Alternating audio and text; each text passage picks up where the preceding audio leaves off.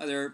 So today I'm going to talk a little bit about a video called Fat City, F-A-T in capitals City, that was produced in 1988 by a chap called Richard Lavoie. And Richard set out to basically show teachers and other students what it must be like to be dyslexic in school. And so he designed a system that would allow people to kind of appreciate the problems that a dyslexic child goes through. And it was a very interesting video. Anybody that has a child that is dyslexic should watch it. For me, being dyslexic, it was it was everything that I understood to be dyslexic in school, from what I could remember. Anyway, it's been a while. But it was a fascinating film, and it had a retrospective at the end of it, where Richard looked back, I think probably somewhere in 2001, 2002, and looked back at what they had produced in 1988, and just talked about the fact that it was still relevant, that people still found it useful.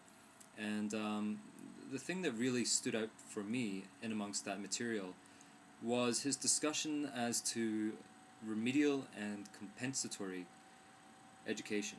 And now for me, I wasn't really sure what the difference between the two of those would be, but he explains that compensatory is trying to aid dyslexic students by giving them means to do the task without necessarily having to delve into the problem. So instead of reading the book, they get the book on tape, for example. So that would be compensatory. And remedial is teaching the child to read so he can read the book. Now, they both are valid for the dyslexic. A dyslexic who wants to ingest the material would much rather do it on tape because it's easier for him to do. He can hear the material, he can visualize the story as it's kind of happening, and he'll remember more, while the book may be something of a struggle. But unfortunately, the compensatory method isn't solving any of the problems. It's simply making life easier. And remedial is the one that actually improves upon the problem. Now, the reason I found this interesting was because after you leave school as a dyslexic, almost all of your solutions to the problem are compensatory. You go out of your way to try and find ways around the problem. So, for example, when Harry Potter, the series of Harry Potter books came out, my girlfriend avidly read through them all and enjoyed them immensely.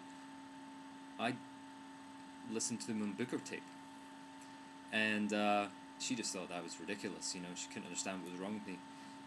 The idea that this wonderfully written book should be listened to was just kind of mind-boggling to her. Another example would be I write an email and then I get my computer to speak it back to me in one of those kind of electronic kind of computer voices, and that doesn't necessarily indicate to me whether I've misspelt a word, but it certainly allows me to work out whether my vocabulary is correct, whether I've missed punctuation, whether I've not crossed my T's and dotted my I's. So there are lots of compensatory things that I do every day, to ease the problem that I have, but I do almost no remedial at all. And but they're both valid, and they're both important, and they both need to be embraced. It's just that remedial needs to be delved into, explored, and really worked with as hard as possible. And so as a remedial, in terms of talking about remedial, obviously the best thing to do is to almost certainly get a one-to-one tutor who is teaching a particular program and learn from them, and that is a great way of learning in a remedial sense.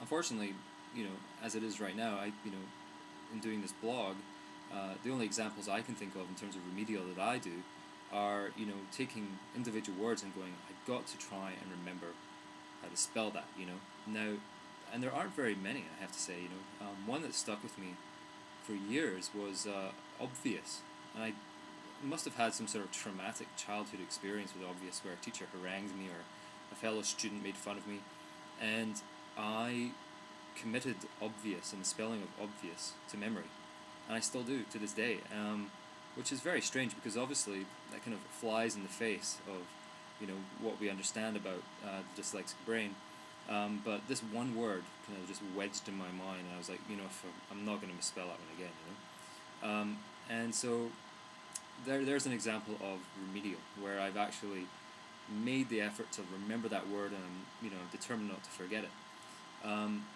So in your everyday life, in just a basic way, remedial should be kind of like word of the day almost, where if there's one particular one you get wrong all the time, like for me, doze and doze is one that I constantly get wrong, and so to my mind a few months ago it was like, I'm not going to make that mistake again. That's it, I've had it. I'm going to remember how to spell that word correctly. And it's important to do that. If you're out there, if you're dyslexic and you're finding that all of your solutions are compensatory, start doing a little bit of remedial stuff. Start trying to improve upon the problem, not skirt around it with solutions that aid you in other ways. And as soon as you do that, you'll find that it's somewhat addictive. You'll start to really get a lot back from it. And I will certainly continue to blog about the things that I do in terms of remedial sense, and hopefully they can come together as we go along and start to see more marked improvement as opposed to just single words, what have you. Anyway, that's it.